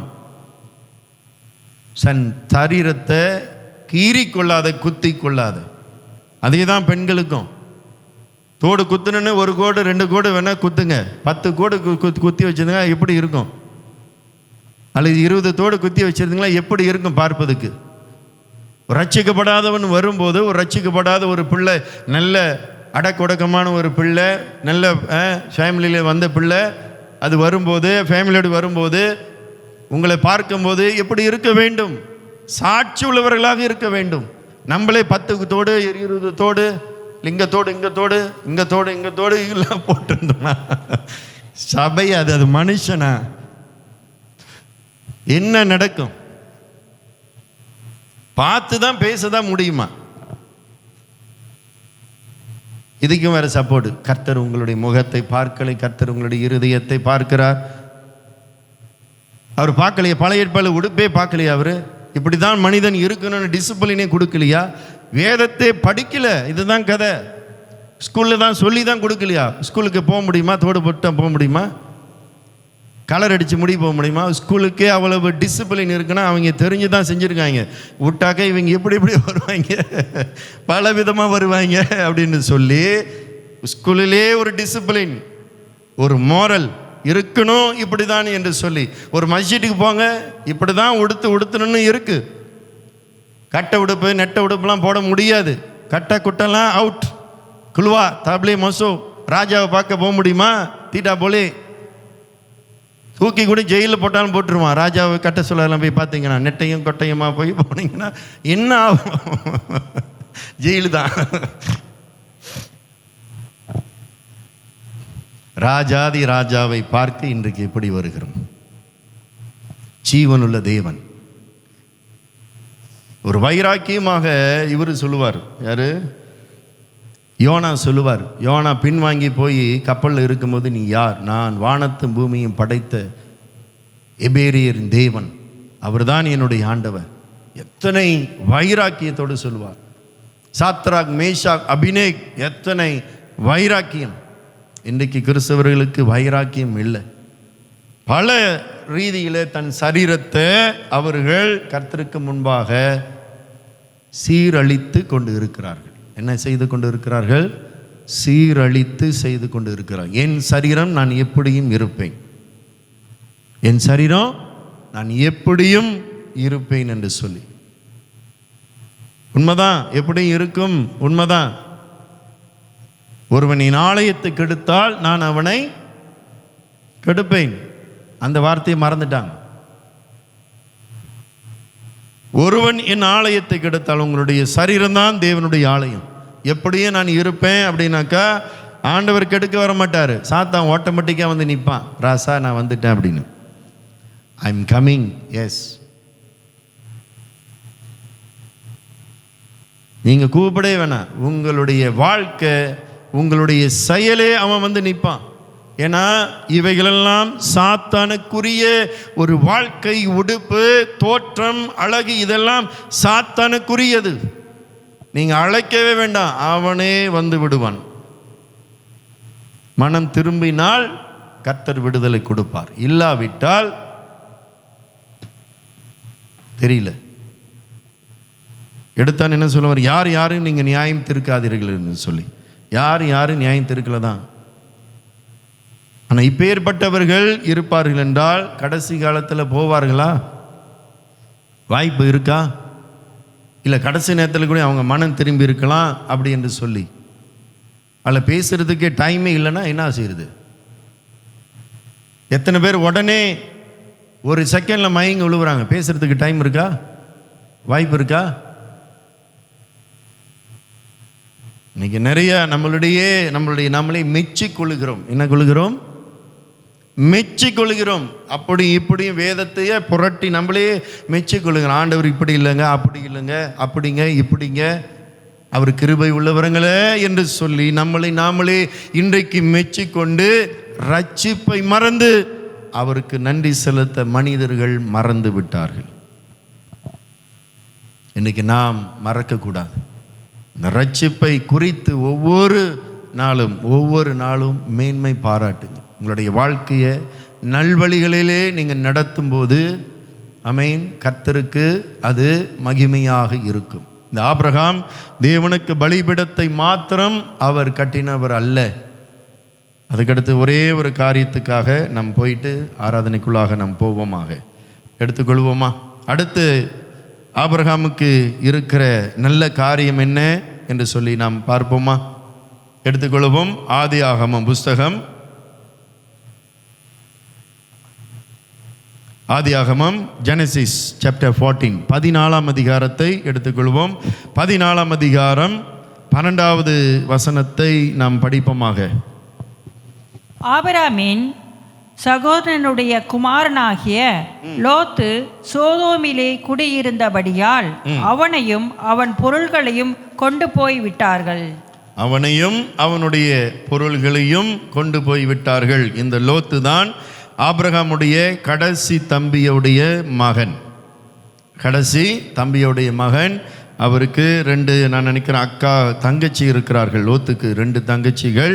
அது ஆபிரகாமுடைய தம்பி கல்யாணம் பண்ணி விட்டார், அதில் ஒரு ஆளை. ஓகே, ஸோ அதனால் லோத்து ஆபிரகாமுடைய கடைசி தம்பியுடைய மகன். Price the Lord. அவருக்கு அப்பா இல்லாதனால அவர் யாரோட வந்துட்டார்? ஆபிரகாமோட அப்படியே ஊர் தேசத்திலிருந்து ஆபிரகாமை அப்படியே ஒட்டி அவர் வந்த பிறகு இருவருக்குள்ளாக அப்படி என்றால் ஆபிரகாமுடைய வேலைக்காரர்களுக்கும் லோத்துடைய வேலைக்காரர்களுக்கும் என்ன வந்தது? பிரச்சனைகள் வந்தது, சண்டைகள் வந்தது. சண்டைகள் வந்தபோது இருவரும் என்ன செய்கிறார்கள்? ஆபிரகாம் என்ன செய்கிறாரு? நீ கண் எட்டன தூரத்துக்கு எதை உனக்கு வேண்டுமோ அதை நீ எடுத்துக்கொள்ளு என்று சொல்லி லோத்து சோதோமில் போய் குடியிருக்கிறார். லோத்து எங்கே போய் குடியிருக்கிறாரு? சோதோமில் போய் குடியிருக்கிறாரு. சோதம் தேசத்துக்கு எதிராக யுத்தம் வருகிறது. யுத்தம் வரும்போது யாரை பிடித்து கொண்டு போய் விட்டார்கள்? யாரை? லோத்தை பிடித்து கொண்டு போய்விட்டார்கள்.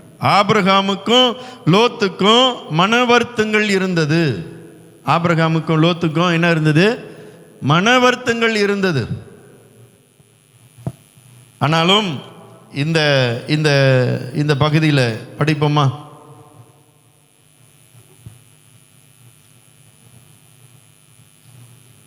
பதிமூணாம் அதிகாரம் 7வது வசனத்தை, ஆதியாகமம் 13:7 படிப்போமா?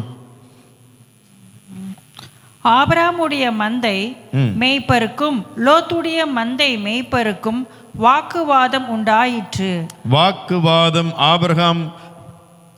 வாக்குவாதம் உண்டாயிற்று. அடுத்தது, அக்காலத்திலே கானானியரும் பெரிசியரும் அதேசத்தில் குடியிருந்தார்கள். ஆமென். 2 பேருக்கும் வாக்குவாதம் உண்டான பிறகு ஆபிரகாம் சொல்லுகிறாரு, உனக்கு எது வேண்டுமோ இடத்தை எடுத்துக்கொள்ளு என்று சொல்லி சமமான பூமியை அவர் தெரிந்து கொண்டார். பார்க்கறதுக்கு பச்சை பச்சைன்னு நல்ல அழகாக இருக்கிறது என்று சொல்லி லோத்து குடும்பத்தோடு போய் அவர் என்ன செய்கிறார்? பிள்ளைகளோடு கொண்டு அங்கு இருக்கிறார். பிறகு அங்கு ஒரு யுத்தம் வரும்போது என்ன செய்கிறார்கள்? லோத்தை பிடித்து கொண்டு போய்விட்டார்கள். லோத்துக்கு உள்ள எல்லாம் பொருள்கள், அவருடைய சில நல்ல அவருடைய பொருள்கள் எல்லாவற்றையும் எடுத்து கொண்டு போன பிறகு ஆபிரகாம் கேள்விப்படுகிறார். இப்பொழுது ஆபிரகாம் என்ன செய்யப்படுகிறார்? கேள்விப்பட்டு ஆபிரகாமுக்கு பெரிய சந்தோஷம். என் சகோதரன் என்னை எதிர்த்தவன் இப்போது நாசமாகி விட்டான், இப்போது அவனை பிடித்து கொண்டு போய்விட்டார்கள், இவனுக்கு இப்படி தான் வேண்டும். ஹல்லேலூயா, பிரைஸ் தி லார்ட். கர்த்தர் நீதி எனக்காக செய்தார், முடித்தார். ஒருவேளை இன்றைக்கு நாம் இப்படி தான் ஜெபம், நிறைய பேர் ஜெபம், எனக்கு நீதி செய்தார், எனக்கு ஆண்டவர் இப்படி செய்ய மாட்டாரா, அப்படி செய்ய மாட்டாரா, இந்த மனுஷன் பாழா போயிட மாட்டானா? இருக்குதான், இல்லைன்னு இல்லை, அது அவருடைய தீர்மானம். நம்ம அப்படி ஜெபிக்க கூடாது, நம்ம அப்படி உள்ளத்தில் வரக்கூடாது. ஆபிரகாமுக்கும் அப்படி ஒரு எண்ணம் வரலை. என்னை நீ பகைச்சிட்டு போயிட்டல, என்ன நடக்குது பார்த்தியா? எனக்கு அப்படி தான் சொன்னாங்க. என்னை விட்டு போயிட்டா ஆசீர்வாதம் இல்லை. நம்மளா கடவுள், நம்மளா ஆண்டவர்? ஆபிரகாம் கேள்விப்படுகிறார். எங்க இருக்கிறது பார்ப்போமா?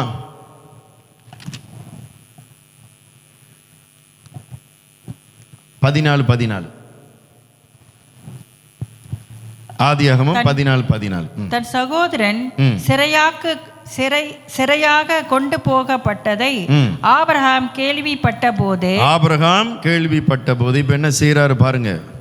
அவன் தன் வீட்டிலே பிறந்த கை படிந்தவர்களாகிய 318 ஆட்களும் ஆயுதம் தரிப்பித்து தான் என்னும் ஊர் மட்டும் அவர்களை தொடர்ந்து ரா காலத்திலே அவனும் அவன் வேலைக்காரரும் பிரிந்து பவிஞ்சுகளாய் அவர்கள் மேல் விழுந்து அவர்களை முறியடித்து தமஸ்குவுக்கு இடது புறமான ஓபா மட்டும் துரத்தி சகல பொருட்களையும் திருப்பி கொண்டு வந்தான். தன் சகோதரனாகிய லோத்தையும் அவனுடைய பொருள்களையும் ஸ்திரீகளையும் ஜனங்களையும் திருப்பி கொண்டு வந்தான். தன் சகோதரனாகிய லோத்தையும் அவனுடைய பொருள்களையும் ஸ்திரீகளையும் ஜனங்களையும் திருப்பி கொண்டு வந்தான். அப்படி என்றால் இந்த பகுதியில் என்ன தெரிகிறது? ஆபிரகாம் பலிபீடத்தை மட்டும் கட்டுகிறவர் அல்ல, தேவனுக்கு நன்றி பலிகளை செலுத்துகிற மாத்திரம் அல்ல, அவர் உள்ளத்தில் மன்னிக்கிற ஒரு குணம் இருக்கிறது. என்ன இருக்கிறது? மன்னித்தால்தான் ஒரு மனிதனுக்கு உதவியே செய்ய முடியும். இன்னைக்கு எத்தனை பேருக்கு நம்ம மன்னிக்க முடியாமல் இருக்கிறது? எத்தனை பேர் இன்றைக்கும் நமக்கு எதிராக பேசப்பட்ட காரியங்களை அப்படியே உள்ளத்தில் தைத்து கொண்டு, உள்ளத்தில் வைத்து கொண்டு, உள்ளத்திலே அப்படியே புறா குஞ்சு கூடு கட்டி அப்படியே வைத்து கொண்டு இருக்கிறீர்கள். இருக்கா? பெரிய மலை மாதிரி இருக்கா? இன்றைக்கு ஆபிரகாம் அவருடைய உள்ளத்தை பாருங்க. தேவனை துதிக்கிற மனுஷன் தன் சகோதரனுக்கு இக்கட்டு நேரத்திலே உதவி செய்ய வேண்டும். அதுதான் வேதம் சொல்லுகிறது. இக்கட்ட நேரத்திலே சகோதரன் உதவி செய்வான். நீதிமொழி சொல்லுகிறது. இக்கட்டு என்றால் என்ன?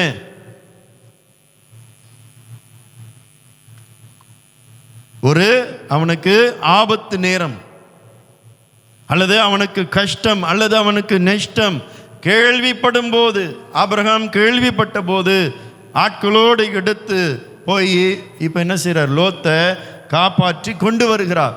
லோத்தை, பிடிக்கப்பட்ட லோத்தை காப்பாற்றி எல்லாவற்றையும் அவர் கொண்டு வருகிறார், நன்மை செய்கிறார்.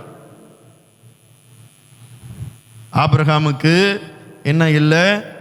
வருத்தங்கள் ஒன்று இல்லை. தன் சகோதரனுடைய தம்பி மேல அவருக்கு என்ன இல்லை? வருத்தங்கள் இல்லை. அவனை விட்டு தூரமாக போயிருந்தாலும் அவனுக்கு ஒரு கஷ்டம் நஷ்டம் வரும்போது இப்போது அவன் என்ன செய்கிறார்? அவர் போய் உதவி செய்கிறார், காப்பாற்றுகிறார். இது வர வேண்டும் என்றால் முதலிலே நாம் மன்னிக்கிற ஒரு தன்மை இருக்க வேண்டும். பிறருடைய குற்றங்களை நாம் மன்னிக்காவிட்டால் நம்மளுடைய குற்றங்களும் மன்னிக்கப்படாது. நம்மளுடைய குற்றங்களும் மன்னிக்கப்படாது. நாளைக்கு விடிய, நாளைக்கு சூரியன் அஸ்தமிக்கிறதுக்குள்ள, சூரியன் மறுபடியும் காலையில் வருவதற்கு முன்பாக நீ என்ன செய்ய வேண்டும்? உன் சகோதரனுடைய உனக்கு எதிராக பேசப்பட்ட காரியங்கள் எல்லாவற்றையும் நீ மன்னிக்க வேண்டும். மன்னிக்காவிட்டால் நமக்குள்ளாக எரிச்சல் வந்துவிடும். எரிச்சல் வந்துவிட்டால் ஒரு மனிதன் சவுளை போல மாறிவிடுவான். எரிச்சலுக்கு சவுல் தான் உகந்த ஒரு மனிதன். தன் டேவிட்டை மேன்மையாக இருந்தது, அவர் ஆண்டவர் உயர்த்தினது, கோலியாத்தை அடித்தது. சவுலுக்கு முடியல. சவுலுக்கு எரிச்சல் சவுலுக்கு அவரை குறித்து மேன்மை பாராட்டுதல் அல்ல. எரிச்சல் வந்தபோது ஆவியானவர் வெளியானார், அசுத்தாவி அவனுக்குள்ளாக நுழைந்தது. ஒரு மனிதன் தன் மற்றவங்களுடைய குறைகளை மன்னிக்காவிட்டால் அவனை, இயேசு சொல்லுகிறார், அவனை உபாதிக்கிற இடத்திலே கொண்டு போய் விடுங்கள். ஒரு ராஜா ஒரு மனிதனுக்கு 1000 வெள்ளி பொண்ணை அவர் என்ன செய்கிறாரு, கடனாக கொடுத்தார். அந்த கடனாக கொடுத்தவன் ராஜா கூப்பிட்டு, நீ கொடுக்கல, உன்னை தூக்கி ஜெயிலில் போட போகிறான். ஆண்டவரே, ராஜாவே என்னை மன்னிங்க, நான் கொடுத்துட்றேன். சரி, ராஜா என்ன செய்தார், எல்லாவற்றையும் மன்னித்து அனுப்பிவிட்டார் அந்த மனிதனை.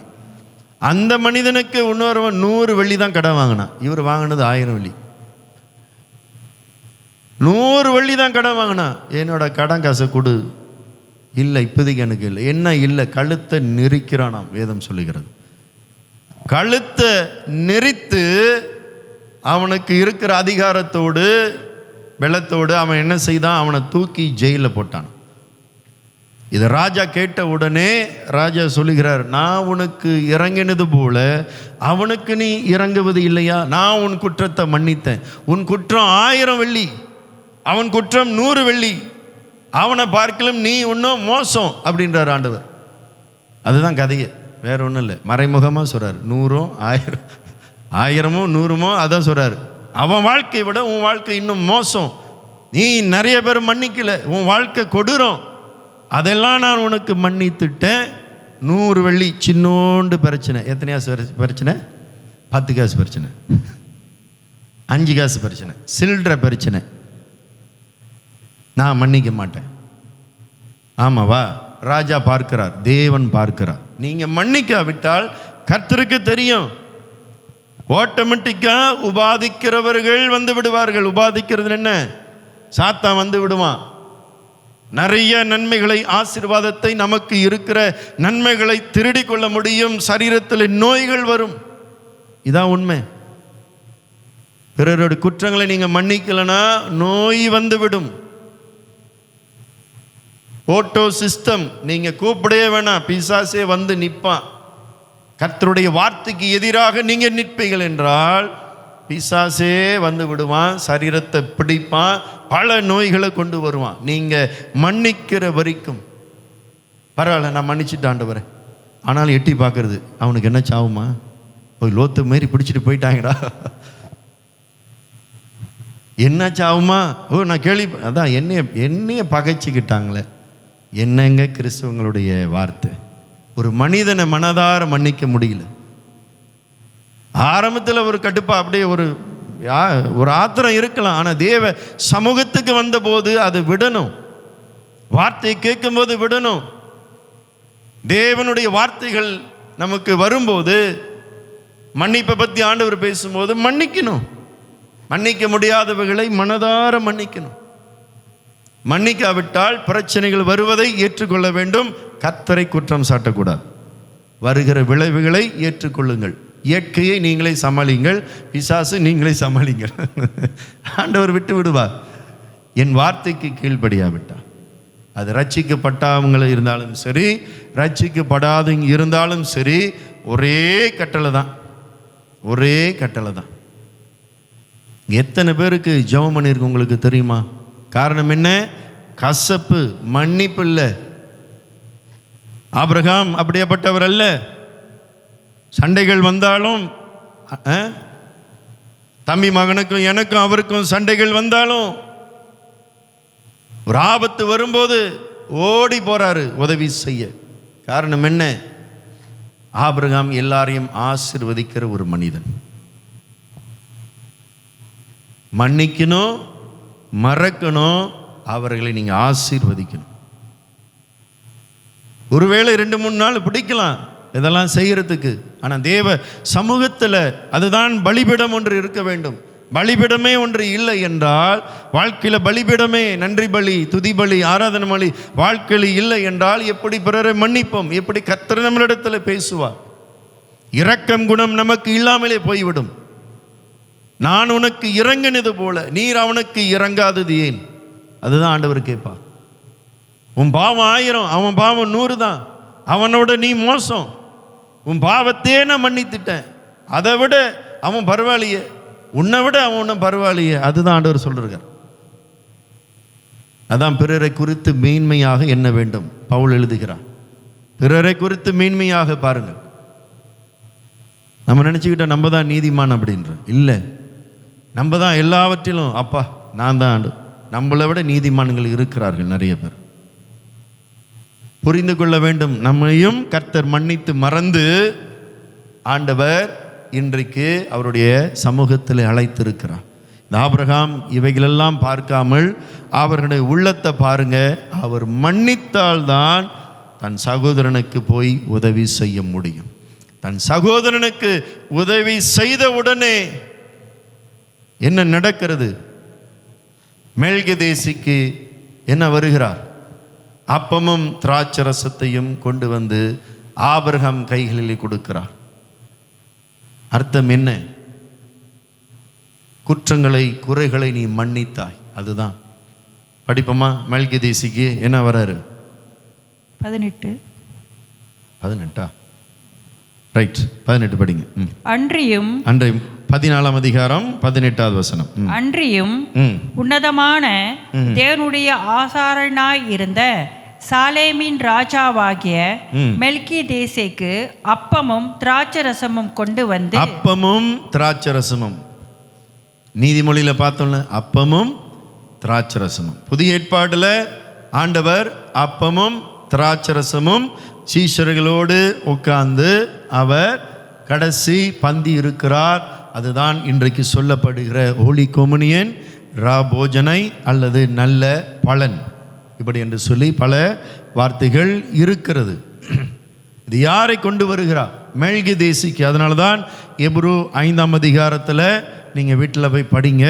மெல்கிதேசிக்கு அவர் யாருக்கு ஒப்பானவர்? இயேசுவுக்கு ஒப்பானவர்.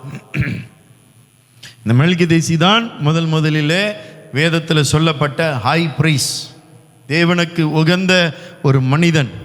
சாலோமின் ராஜா சமாதானத்தின் தேவன். நீதிமொழியிலும் படிச்சோல்ல, அவருடைய வழிகள் சமாதானத்தின் வழிகள். சாலோமின் ராஜா என்றால் சமாதானத்தின் ராஜா. அவருடைய பெயர் எபிரேயு புத்தகத்தில் சொல்லப்படும் 5ஆம் அதிகாரத்தில் அவருடைய பெயர், அவருடைய சந்ததியே ஒன்றும் யாருக்கும் தெரியாது. ரெக்கார்டு இல்லை, நோ ரெக்கார்ட். அதனால தான் இயேசு கிறிஸ்துவும் அவருடைய தாய் தகப்பன்மார்கள் உலகத்துக்குரியவர்கள் என்று சொல்லி ரெக்கார்டு இருக்கும். அதனால தான் அதுக்கு ஒப்பாக சொல்லப்படும் மெல்கிதேசிக்கும் இயேசு கிறிஸ்துவும் ஒன்றாக.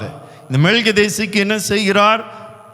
லோத்த அவர் எல்லாவற்றையும் பிடித்து கொண்டு வரும்போது இந்த மெல்கிதேசிக்கு என்னவாக? ராஜாவாக இருக்கிறார். இயேசுவும் ராஜாவாக இருக்கிறார். இதுதான் அதனுடைய காரியங்கள். அவர் அப்பமும் திராட்சரசமும் எடுத்து வந்து ஆபிரகாமுக்கு கொடுக்கிறார், சபைக்கு கொடுக்கிறார். நான் உனக்காக பலியாக போகிறேன், நான் உனக்காக ரத்தம் சிந்த போகிறேன், என் சரீரத்தை உனக்காக கொடுக்கிறேன் ஆபிரகாமே என்று சொல்லி படிங்க. அடுத்தது, அவனை ஆசீர்வதித்து. யார் ஆசீர்வதிக்கிறா? இயேசுதான் நம்மளை ஆசீர்வதிக்க முடியும். லோத்துக்கு நன்மை செய்த பிறகு, பாவங்களை மன்னித்த பிறகு, கர்த்தரை நீங்கள் தேடும்போது, ஆபிரகாமை போல தேடும்போது, இன்றைக்கு இயேசு கிறிஸ்து வந்து உங்களை என்னையும் என்ன செய்கிறார் பாருங்க. அவனை ஆசீர்வதித்து வானத்தையும் பூமியையும் உடையவராகிய உன்னதமான தேவனுடைய ஆசீர்வாதம் ஆபிரகாமுக்கு உண்டாவதாக, ஆபிரகாமுக்கு உண்டாவதாக என்று சொல்லி அவர் ஆபிரகாமை ஆசீர்வதிக்கிறார். இதுதான் ரகசியம். பிறருடைய குற்றங்களை நான் நீங்களும் மன்னிக்கும் போது, ஆமென், அவரும் நமக்காக அடிக்கப்பட்டார் என்று சொல்லி சபை இன்றைக்கு நினைவு கூற வேண்டும். அதுதான் அப்பமும் திராட்சரசமும். இந்த மெல்கிதேசிக்கு இயேசுவுக்கு ஒப்பானவர். எபிரேயு புத்தகத்தில் நீங்கள் போய் படிக்கலாம். பிரைஸ் தி லார்ட், அல்லேலூயா. கர்த்தர் எத்தனை நலமானதை வைத்திருக்கிறார் பாருங்க. அதோட முடியல. 20வது வசனம். உன் சத்துருக்களை உன் கையில் ஒப்பு கொடுத்த உன்னதமான தேவனுக்கு சோசிரம் என்று சொன்னான். இவனுக்கு ஆபிரகாம் எல்லாவற்றிலும் தசம பாகம் கொடுத்தான். ஆபிரகாம் எல்லாவற்றிலும் தசம பாகம் கொடுத்தான். அப்படி என்றால் ஆபிரகாம் தேவனுக்கு முன்பாக நன்றிகளை மறுபடியும் செலுத்துகிறார். அல்லேலூயா, பிரைஸ் லார்ட். கர்த்தருக்கு மறுபடியும் பாருங்க எவ்வளவு உண்மையாக இருக்கிறார் ஆபிரகாம்.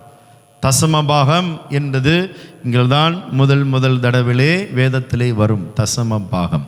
அதுக்கு முன்பாக காணிக்கை மாத்திரம்தான் நான் நீங்களும் பார்க்க முடியும். முதலிலே வேதத்திலே தசமபாகம் கொடுத்த மனிதன் யாரு? ஆபிரகாம். அதுதான் சபைக்கும் ஆண்டவர் தசமபாகத்தை ஆண்டவர் கட்டளையிட்டு இருக்கிறார். புதிய ஏற்பாட்டின் பிரகாரம் தசமபாகம் 10% அல்ல என்று சொல்லி எல்லாம் கர்த்தருக்குரியது. ஆனாலும் முழு இருதயத்தோடு கர்த்தருக்கு எதுக்காக கொடுக்கிறோம்? நன்றிக்காக கொடுக்கிறோம். அவர் செய்த நன்மைகளுக்காக கொடுக்கிறோம். அவர் எனக்கு கொடுத்ததை நான் மீண்டும் அவருக்காக கொடுக்கிறேன் என்று சொல்லி மறுபடியும் ஆபிரகாம் தேவன் செய்த நன்மைகளை நினைவு கூர்ந்து கர்த்தருக்காக நன்றி செலுத்துகிறார். இதுதாங்க சபை, வேற ஒன்றும் இல்லை. இதுதான் ஆண்டவர் எதிர்பார்க்கிறார். பிரைஸ் தி லார்ட், அல்லேலூயா. ஆபிரகாமுடைய இதுதான் அவருக்குள்ள இருக்கிற விசேஷமான ஒரு காரியம், ஸ்பெஷல் இதுதான். இப்போ தெரியுதா ஏன் ஆண்டவர் ஆபிரகாமை அழைத்தார் என்று சொல்லி? இதேதான் கர்த்தர் நம்மளுடைய வாழ்க்கையிலும் உள்ளுக்கு விதைத்து இருக்கிறார். அதை வெளியே ஆண்டவர் இன்றைக்கு கொண்டு வர வேண்டும். அதுக்கு தான் சபை, அதுக்கு தான் பிரசங்கம், அதுக்கு தான் தேவ வசனம். அப்ப சபை எவ்வளவு முக்கியம். அநேகர் சபைக்கு விட்டு விடுகிறார்கள். விட்டு விடுகிறவர்களுக்கு நம்ம மறுபடியும் யூடியூப் செய்கிறோம். எத்தனை பேர் யூடியூப்பை மறுபடியும் பார்க்குறீங்க? எத்தனை பேர் வீட்டில் இருந்து மறுபடியும் யூடியூப்பை இந்த பிரசங்கத்தை கேட்க முடியும்? கேளுங்க. வர முடியாதவர்கள் கேளுங்க, பிரசங்கத்தை கேளுங்க. ஆண்டவருடைய வார்த்தை இல்லாமல் நாம் ஜீவிக்க முடியாது. ஜீவ நதி வராது, ஜீவ நதி புறப்பட்டு வராது. நம் உள்ளத்திலிருந்து நன்மைகள், நன்றி பலிகள், தேவனுக்கு உகந்த காரியங்களை நாம் செய்ய முடியாது. ஆகையால் சபை மறக்கக்கூடாது. அவர் செய்த நன்மைகளை, அவர் செய்த ரட்சிப்புகளை, அவர் கொடுத்த எல்லாவற்றையும் மறக்காமல் நன்றி செலுத்த வேண்டும். நன்றி செலுத்துகிறவர்கள் அவரை நம்மளுடைய குற்றங்களை மன்னித்தது போல நாமளும் பிறருடைய குற்றங்களை மன்னிப்போம் என்றால் ராஜாதி ராஜா நம்மளை வந்து ஆசீர்வதிப்பார். ஆமென். Praise the lord. இது மட்டுமல்ல, இன்னும் அநேக காரியங்கள் ஆபிரகாம் குறித்து காரியங்கள் இருக்கிறது. நாம் தொடர்ந்து அடுத்த வாரம் ஆபிரகாமுடைய காரியத்தை இன்னும் நுணுக்கமாக ஆழமாக நாம் தியானிப்போம். அடுத்த வாரம் அல்ல, அதுக்கு அடுத்த வாரம். அடுத்த வாரம் நமக்கு விசேஷ ஆராதனை. அதுக்கு அடுத்த வாரம் மறுபடியும் ஆபிரகாமுடைய மகிமையை, விசேஷத்தை நாம் பார்ப்போம். ஆமென். Praise the Lord.